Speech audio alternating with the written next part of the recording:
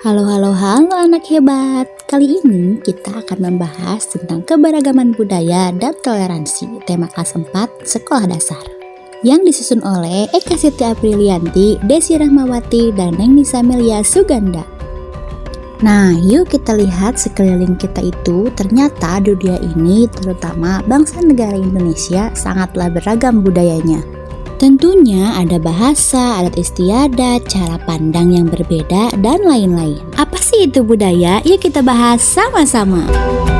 Budaya adalah cara hidup sekelompok orang, meliputi pengetahuan, kepercayaan, kesenian, moral, hukum, adat istiadat, dan kemampuan atau kebiasaan lain yang didapat sebagian anggota lain sebagai masyarakat. Kolaborasi, kerjasama untuk mencapai suatu tujuan bersama-sama. Kolaborasi budaya, proses interaksi positif antara individu ataupun berkelompok dari latar belakang budaya yang berbeda-beda. Oke, selanjutnya ada pentingnya kolaborasi budaya.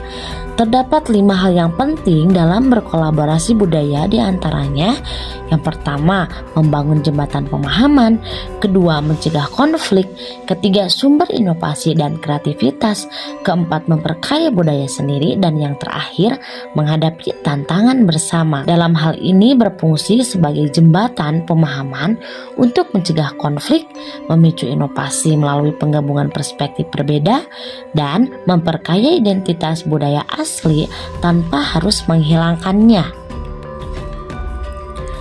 Manifestasi kreativitas atau seni pertunjukan sebagai ruang kolaborasi. Seni tari tidak hanya dilihat sebagai gerak tubuh saja, melainkan sebagai media komunikasi antar budaya yang paling efektif. Berikut adalah penjelasan detailnya.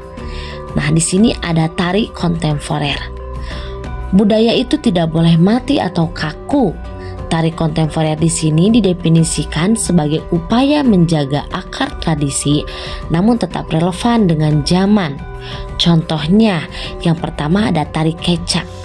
Dalam tari kecak, mempertahankan paduan suara manusia yang khas namun menggunakan alur cerita atau kostum yang lebih modern untuk menyampaikan pesan sosial masa kini. Contoh yang kedua ada fusion dance. Dalam fusion dance di sini menggabungkan elemen tari tradisional Jawa yang lambat dan anggun dengan elemen tari modern seperti break dance atau balet untuk menunjukkan bahwa dua kutub budaya bisa bersinergi secara harmonis. Selanjutnya ada teater kolaboratif.